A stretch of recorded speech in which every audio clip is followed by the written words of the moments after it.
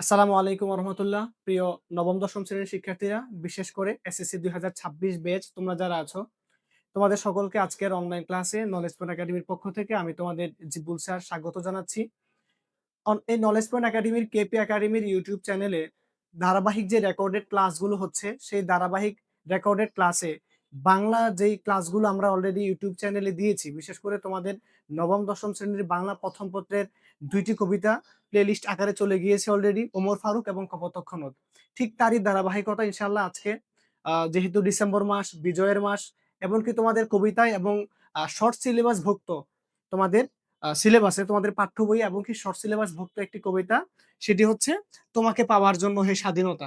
তোমাকে পাওয়ার জন্য হে স্বাধীনতা, ইনশাল্লাহ এই কবিতাটি নিয়ে আজকে আমরা আলোচনা করব। কবি পরিচিতি, কবিতার মূল ভাব এবং প্রত্যেকটা লাইনের চুলচেরা বিশ্লেষণ হবে এবং প্রত্যেকটা শব্দের অর্থ সম্পর্কে আলোচনা করবো ইনশাল্লাহ। তাহলে আমরা ভূমিকাতে সময় নষ্ট না করেই সরাসরি আমরা ক্লাসে চলে যাচ্ছি। আচ্ছা, দেখো, আমরা শুরুতেই কবির পরিচিতি নিয়ে আলোচনা করব। তোমাকে পাওয়ার জন্য স্বাধীনতা কবিতাটি লিখেছেন কে? কবি শামসুর রহমান। কবি শামসুর রহমানের জন্ম হচ্ছে 1929 সালে এবং কবি শামসুর রহমানের মৃত্যু হলো 2006। জন্ম এবং মৃত্যু, জন্ম কবে? 1929 সালে এবং মৃত্যু হচ্ছে 2006 সালে। দেখো, আমরা এখন কবির জন্মস্থান, প্রাতিষ্ঠানিক শিক্ষা ও জীবনযাত্রা এগুলো নিয়ে আলোচনা করব। কবির জন্মস্থান হচ্ছে, কবি শামসুর রহমান 1929 সালে 23শে অক্টোবর ঢাকা শহরে জন্মগ্রহণ করেন। তাহলে তিনি কোথায় জন্মগ্রহণ করেন? ঢাকায়। কবি 23শে অক্টোবর 1929 সালে। আচ্ছা, তারপর দেখো প্রাতিষ্ঠানিক শিক্ষা ও জীবনযাত্রা। তিনি ঢাকার পকুজ স্কুল থেকে ম্যাট্রিক, ঢাকা কলেজ থেকে 1947 সালে ইন্টারমিডিয়েট পাশ করেন। তিনি ঢাকা বিশ্ববিদ্যালয় থেকে স্নাতক ডিগ্রি লাভ করেন। তার পেশা ছিল সাংবাদিকতা। তোমরা এখান থেকে পেশাটা ভালো করে মনে রাখবে যে কবি শামসুর রহমানের পেশা কি ছিল? সাংবাদিকতা। শুধু কবি শামসুর রহমান নয়, বিশেষ করে বাংলা সাহিত্যের আমাদের আধুনিক যুগের যত কবি আছেন তাদের মধ্যে ম্যাক্সিমাম কবি এবং লেখক যারা ছিল, তারা মানে জীবনের শুরুতে হয় শিক্ষকতা পেশায় অথবা সাংবাদিকতা পেশায়, দুইটা থেকে যে কোনো একটা পেশায় তারা সংশ্লিষ্ট ছিল। ঠিক কবি শামসুর রহমান তিনিও তার পেশায় কি ছিল? সাংবাদিক।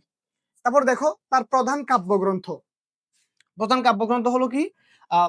প্রথম প্রথম গান, দ্বিতীয়, এটা মানে মৃত্যুর আগে। তারপরে কি? রুদ্র করটিতে, বিধ্বস্ত নীলিমালা, নীলিমা, নিরালোক, দিব্যরথ, বন্দি শিবির থেকে, বাংলাদেশ স্বপ্ন দেখে, বুক তার বাংলাদেশের হৃদয়। তবে আমরা তোমাকে পাওয়ার জন্য স্বাধীনতা যে কবিতাটা নিয়ে আজকে আলোচনা করব, এটা কবির বন্দি শিবির কাব্যগ্রন্থ থেকে নেওয়া হয়েছে। তারপর দেখো পুরস্কার ও সম্মাননা। বাংলা একাডেমি পুরস্কার, 21শে পদক, স্বাধীনতা পদক, আনন্দ পুরস্কার, তারপর হচ্ছে আদমজি সাহিত্য পুরস্কার, এগুলো হচ্ছে কি ওনার পুরস্কার এবং সম্মাননা। তারপর দেখো জীবনাবসান, মানে তিনি তার মৃত্যুবরণ। তিনি মানে কবি শামসুর রহমান 17ই আগস্ট 2006 সালে কবি কি করেন? শেষ নিঃশ্বাস ত্যাগ করেন। এটা হচ্ছে কবি পরিচিতি সম্পর্কে আমাদেরকে যতটুকু না জানলেই নয় ততটুকু নিয়ে আমরা আলোচনা করলাম। এখন দেখো, কবি শামসুর রহমানের জন্ম হচ্ছে 1929 সালে আর ওনার মৃত্যু হচ্ছে 2006 সালে।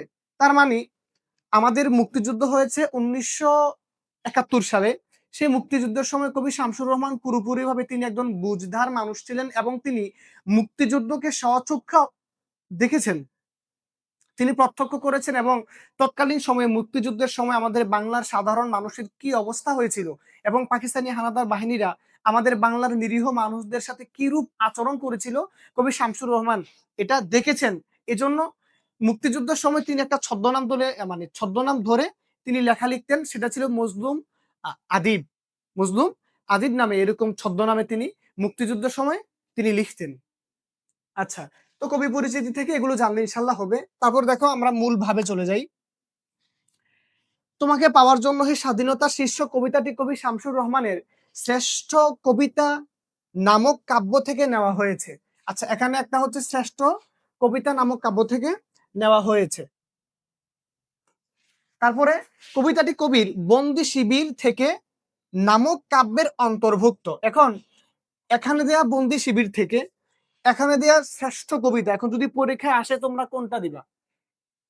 পরীক্ষা যদি আসে যে কবি শামসুর রহমানের বা তোমাকে পাওয়ার জন্য স্বাধীনতা কবিতাটি কোন কাব্যগ্রন্থ থেকে নেওয়া হয়েছে, যদি এই প্রশ্ন আসে তাহলে তোমরা দিবা বন্দি শিবির থেকে।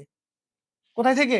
বন্দি শিবির থেকে এটা নেওয়া হয়েছে, তোমাকে পাওয়ার জন্য স্বাধীনতা। এখন দেখো, শ্রেষ্ঠ কবিতা আসলে নেওয়া হয়েছে প্রত্যেকটা কবিতা। কবিতা কিন্তু একটা দুইটা করে প্রকাশ হয় না, একটা অনেকগুলো কবিতা একসাথে মিলে একটা কাব্যগ্রন্থ আকারে তারপরে প্রকাশ হয়। তো তোমাকে পাওয়ার জন্য স্বাধীনতা কবিতাটি কবি শামসুর রহমানের আহ বন্দি শিবির থেকে নামক যে কাব্যগ্রন্থ, সেটা থেকে প্রকাশিত হয়েছে। তারপরে তোমরা জানো যে বাজারে একটা বই পাওয়া যায় যে শেক্সপিয়ারের রচনা সামগ্রী, এটাও পাওয়া যায়, আবার শেক্সপিয়ারের শ্রেষ্ঠ রচনা সামগ্রী এগুলো পাওয়া যায়। তার মানে শেক্সপিয়ার তার জীবনে যতগুলো লেখনী লিখেছেন সবগুলো, তার মধ্যে যেগুলো শ্রেষ্ঠ এগুলোকে আবার আলাদা করা হয়েছে, আলাদা করে তারপরে লেখা হয়েছে। ঠিক তেমনই কবি শামসুর রহমান যেই কবিতা তিনি তার জীবনে লিখেছেন, তার মধ্যে আহ বিশেষ করে যারা সাহিত্য নিয়ে গবেষণা করেন বা বিভিন্ন লেখনী যারা লিখেছেন বা কবিতা নিয়ে যারা চর্চা করেন, তো তারা কি করেছেন যে কবি শামসুর রহমানের শ্রেষ্ঠ কবিতা, তার অনেকগুলো কবিতার মধ্যে শ্রেষ্ঠ যে কিছু কবিতা আছে এই কবিতাগুলোকে আলাদা করে আবার লেখা হয়েছে। তো তার মধ্যে একটা কবিতা হচ্ছে তোমাকে পাওয়ার জন্য এই স্বাধীনতা। বুঝতে পারছো? এই হচ্ছে শ্রেষ্ঠ কবিতা আর বন্দি শিবির থেকে এর মধ্যে যে একটা পেজ, এটা ঠিক করে দিলাম। তো তার মানে পরীক্ষা যদি আসে যে কবি শামসুর রহমানের তোমাকে পাওয়ার জন্য স্বাধীনতা কবিতাটি কোন কাব্যগ্রন্থ থেকে নেওয়া হয়েছে, তাহলে দিবে কি বন্দি শিবির থেকে। আচ্ছা, এই তোমরা এটা ভালো করে পড়ে নিবে। আর আমরা সবটা, আমাদের যেহেতু সময় কম, আমরা সবটাই নাই পড়লাম। এই কবিতার মধ্যে কবি বাঙালিদের কি নির্মম অবস্থা হয়েছিল তৎকালীন সময়, এবং পাকিস্তানি হানাদার বাহিনীরা আমাদের নিরীহ বাঙালি মানুষদের সাথে, নিরস্ত্র মানুষদের সাথে কত নৃশংস এবং মানে কত অমানবিক আচরণ করেছে, এগুলো নিয়ে কবিতায় এখানে আলোচনা করা হয়েছে। কবি ইনশাল্লাহ আমরা এগুলা কবিতা যখন আলোচনা করব তখন সবগুলো ইনশাল্লাহ স্পষ্ট হয়ে যাবে।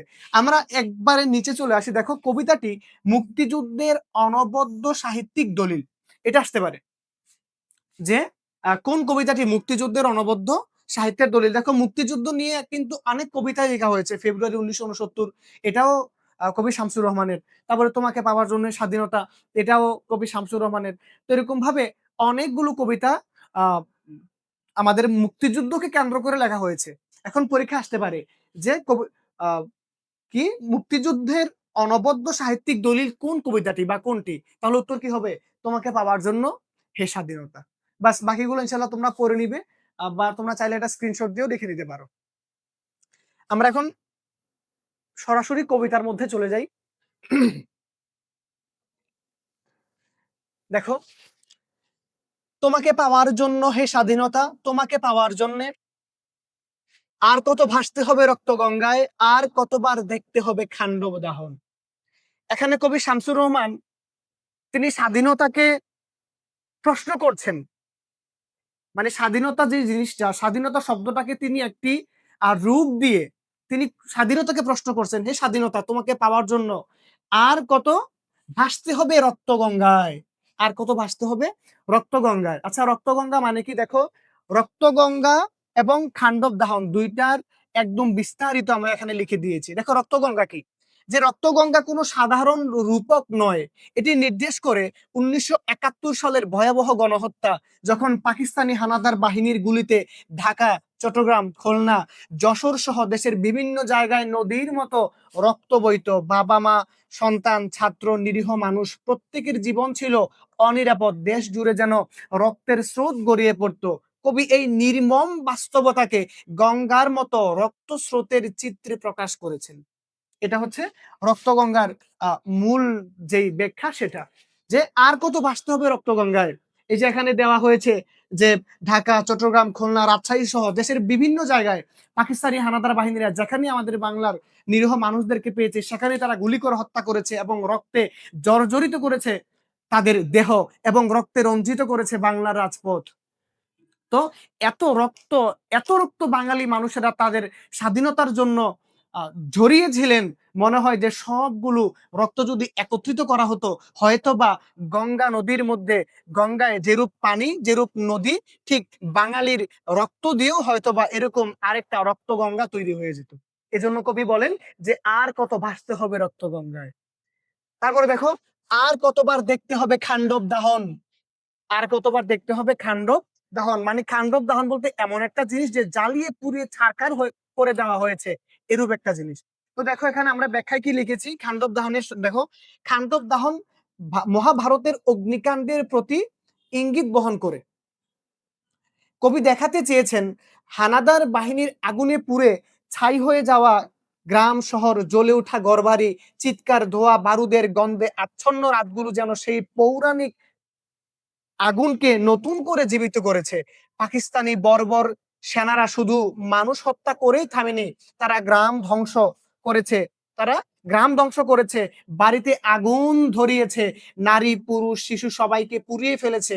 আগুনে পুড়ে ছারখার হওয়া বাংলার দৃশ্যটাই কবির খান্ডব দাহন।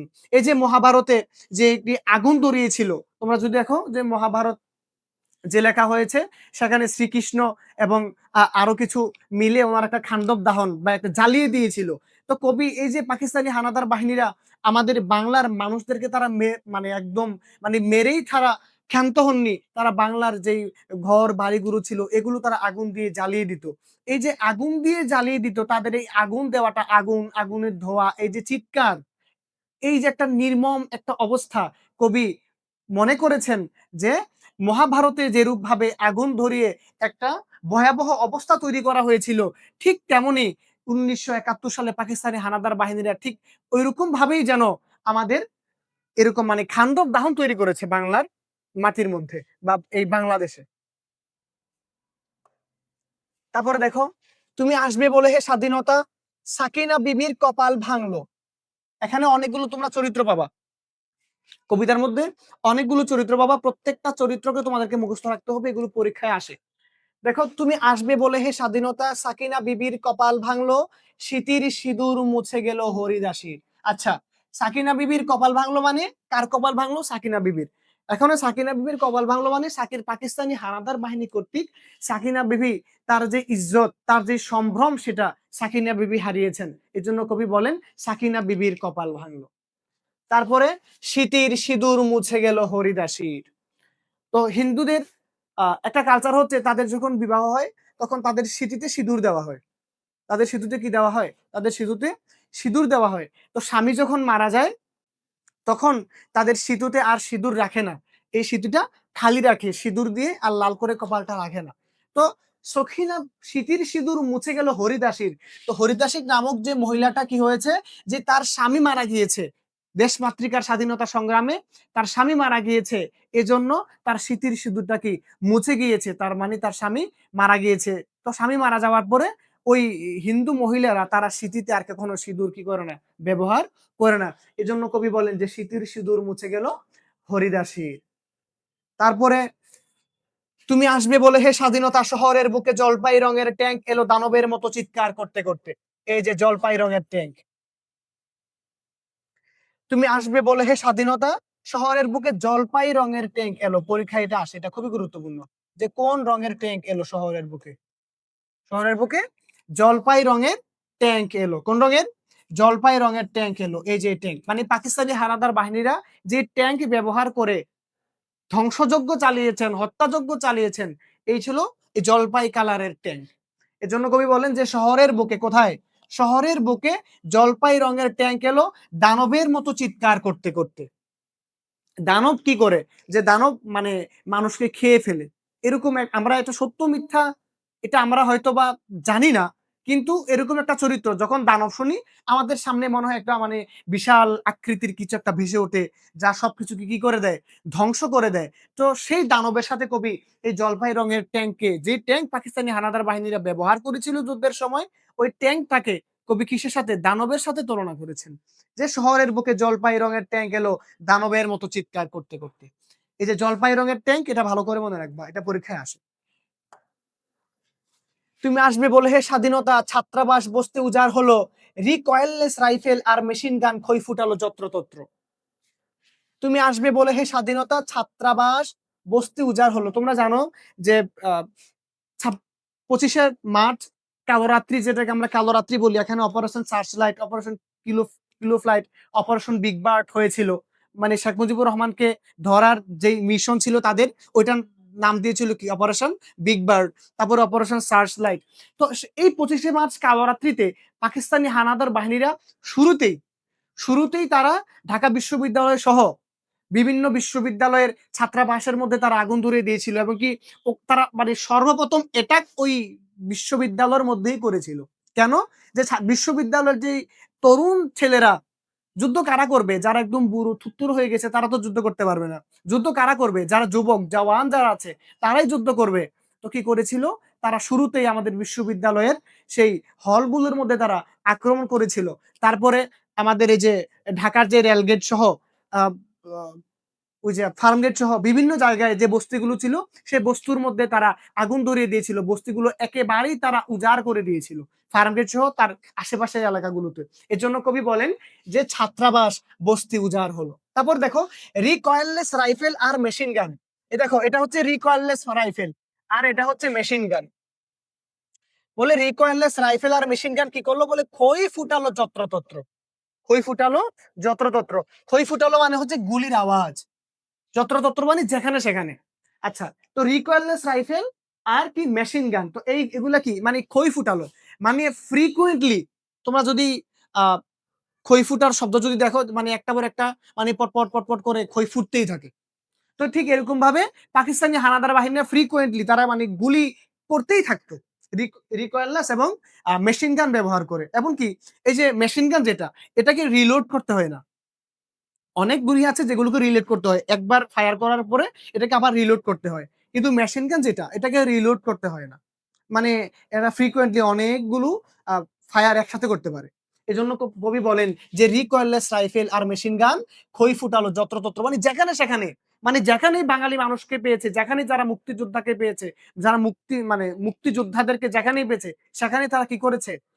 হামলা করেছে, গুলি চালিয়েছে। তারপর দেখো তুমি আসবে বলে ছাই হলো গ্রামের পর গ্রাম। তাহলে গ্রামের পর গ্রাম কি হলো? ছাই হলো। তুমি আসবে বলে ছাই হলো গ্রামের পর গ্রাম। তো তার মানে তারা ছাত্রাবাস বস্তি এমনকি আপনার উজাড় করেই তারা ক্ষান্ত হননি। ছাত্রাবাস বস্তি এগুলো উজাড় করেই তারা ক্ষান্ত হননি। এমনকি আপনার মেশিন গান, রিকয়েললেস রাইফেল এগুলো ব্যবহার করে বাংলার মানুষদেরকে হত্যাযজ্ঞ চালিয়ে হত্যা করে তারা ক্ষান্ত হননি। তারা কি করেছেন? গ্রামের পর গ্রাম পাকিস্তানি হানাদার বাহিনীরা কি করেছে? আগুন জ্বালিয়ে গ্রামকে একবারে নিঃস্ব ছাই করে দিয়েছে। এজন্য কবি বলেন যে তুমি আসবে বলে ছাই হলো গ্রামের প্রোগ্রাম। কে আসবে বলে? স্বাধীনতা আসবে বলে। তুমি আসবে বলে বিধ্বস্ত পাড়ার প্রভুর বাস্তবিঠার ভগ্নস্তূপে দাঁড়িয়ে একটানা আর্তনাদ করলো একটা কুকুর। তুমি আসবে বলে বিধ্বস্ত পাড়ার প্রভুর বাস্তবিঠার। বিধ্বস্ত পাড়া মানে বিধ্বস্ত মানে একদম ভেঙে চুরমার। বিধ্বস্ত মানে একেবারে মানে ভেঙে চুরমার। বিধ্বস্ত পাড়ার প্রভুর বাস্তুভিটার। বাস্তুভিটার মানে হচ্ছে বসত বাড়ির জমি অথবা পৈতৃক সম্পত্তি মানে আপনার পৈতৃক নিবাস যেটা এটাকে বলা হয় বাস্তুভিটার। কবি বলেন যে তুমি আসবে বলে বিধ্বস্ত পাড়ার প্রভুর বাস্তুভিটার ভগ্নস্তূপে দাঁড়িয়ে একটা আর্তনাদ করলো একটা কুকুর। যে একটা মানুষ সে কি করতো? একটা কুকুর পালতো যুদ্ধের সময়। কবি একটা চিত্র তুলে ধরেছেন যে একটা মানুষ কি করতো? এখানে প্রভুর মানে এই যে প্রভুর মানে হচ্ছে কুকুরের মালিক। প্রভুর মানে কুকুরের মালিক। তো বিষয়টা এরকম যে গ্রাম বাংলার মানুষেরা ধরো একটা মানুষ সে কুকুর মানে কুকুর পালতো। তো পাকিস্তানি হানাদার বাহিনীরা এসে কি করেছে? ওই কুকুরের যে মালিকের ঘরটা একবারে জ্বালিয়ে পুড়িয়ে ছাই মানে ছারখার করে দিয়েছে।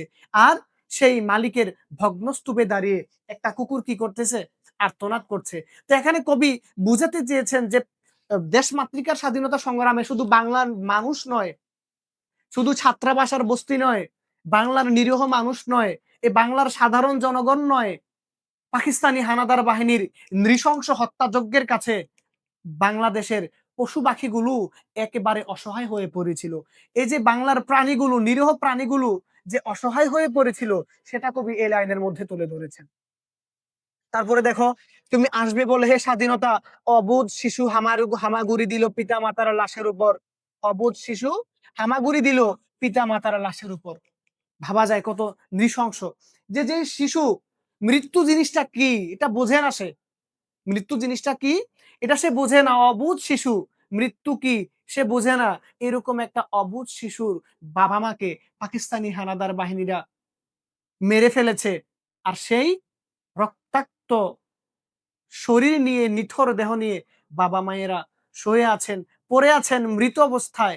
আর একটা অবুঝ শিশু, যে শিশুটা বাবার কোলে খেলার কথা, মায়ের কোলে আনন্দে থাকার কথা, ওইরকম একটা অবুঝ শিশু মায়ের কোলের মধ্যে মানে বাবা মায়ের মৃতদেহের উপরে হামাগুড়ি খাচ্ছে। হয়তোবা সেই বাবা মায়ের শরীরের সাথে বাচ্চাটার শরীরও বাবা মায়ের রক্তে রঞ্জিত হয়েছে। কত নিষ্ঠুর এবং কত করুণ সেই দৃশ্য কবি আমাদের সামনে তুলে ধরেছেন। তোমাকে পাওয়ার জন্য হে স্বাধীনতা, আর কত ভাসতে হবে রক্তগঙ্গায়, আর কতবার দেখতে হবে খান্ডব দাহন। এটাটা আমরা এটার ব্যাখ্যা উপরে করেছি। তারপরে দেখো, স্বাধীনতা তোমার জন্য থুত্তুরে এক বুড়ো উদাস দাওয়ায় বসে আছেন, তার চোখের নিচে অপরাহ্নের দুর্বল আলোর ঝিলিক, বাতাসে নড়ছে চুল। কি? স্বাধীনতা তোমার জন্য থুরথুরে এক বুড়ো। কেমন?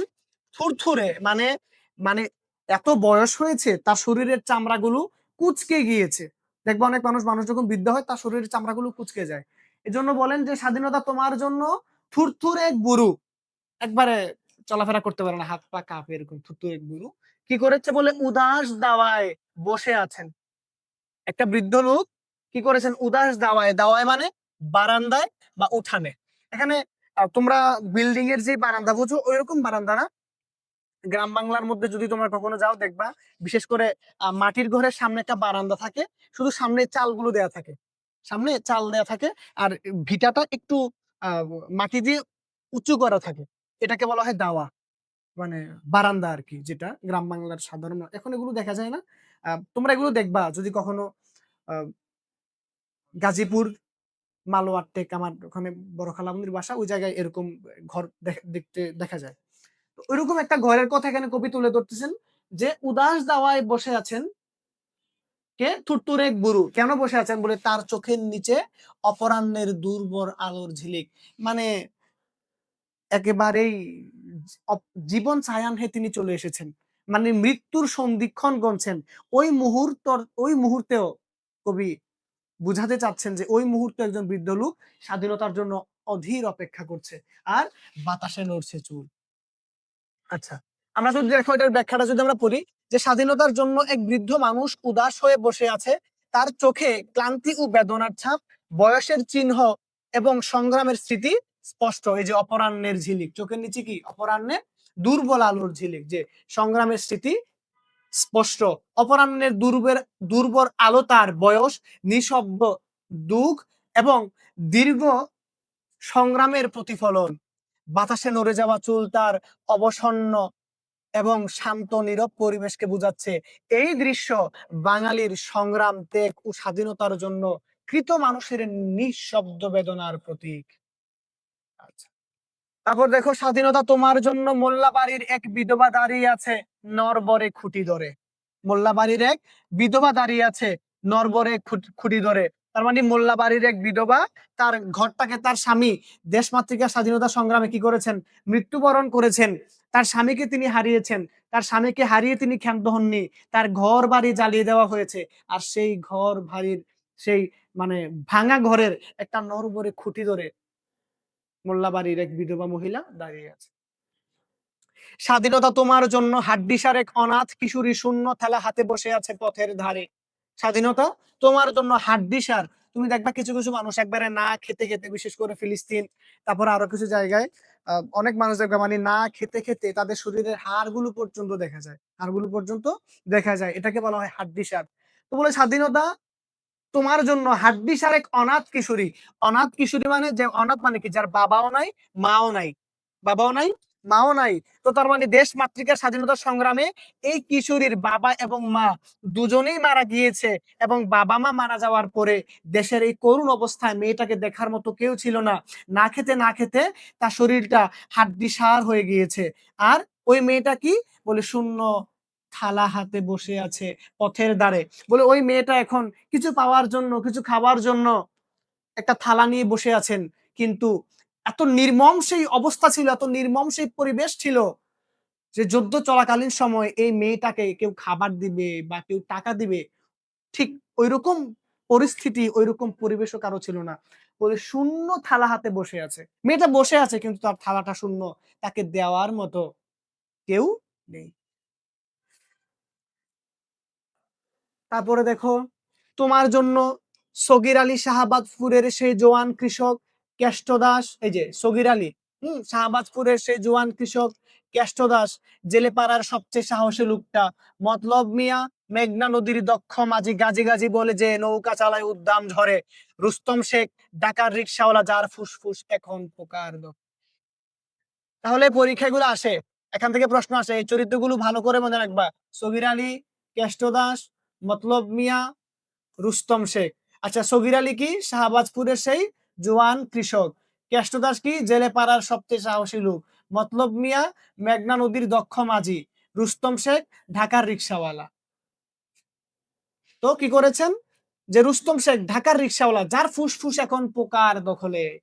যে কবি বলেন যে রুস্তম শেখ হয়তো তিনি যখন কবিতাটা লিখেছেন সেই কবিতা লেখার আরো অনেকদিন আগে হয়তো রুস্তম শেখ নামক ব্যক্তিটা যুদ্ধে, ৭১-এর সে যুদ্ধে মারা গিয়েছে এবং কবি তার স্মৃতিচারণ করতেছে যে রুস্তম শেখ ঢাকার রিক্সাওয়ালার সেই রুস্তম শেখের ফুসফুসটা হয়তো এখন পোকার দখলে, তার মানে সে মারা গিয়েছে মুক্তিযুদ্ধ করতে যে, সে মারা গিয়েছে এবং তার দেহ তাকে হয়তো দাফন করা হয়েছে অথবা দাফন করা হয়ও নি হতে পারে, কিন্তু তার দেহটা হয়তো মাটির সাথে এতদিন মিশে গিয়েছে আর তার ফুসফুসটা হয়তো বা এতদিনে পোকার দখলে। এর জন্য কবি বলেন যে রুস্তম শেখ ঢাকার রিক্সাওয়ালা যার ফুসফুস এখন পোকার দখলে।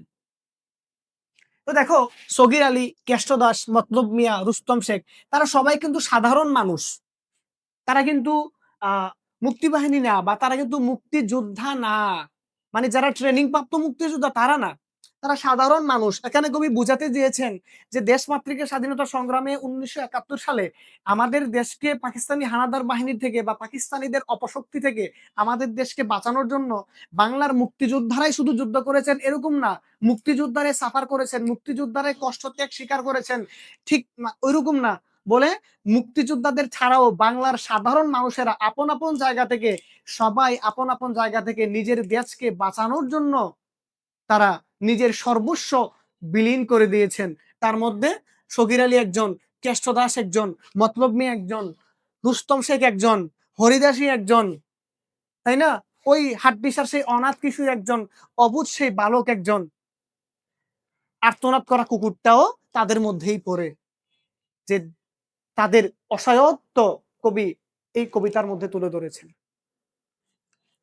আর রাইফেল কাঁধে বনে জঙ্গলে ঘুরে বেড়ানো সেই তেজি তরুণ যার পদভারে একটি নতুন পৃথিবীর জন্ম হতে চলেছে, সবাই অধীর প্রতীক্ষা করছে তোমার জন্য হে স্বাধীনতা।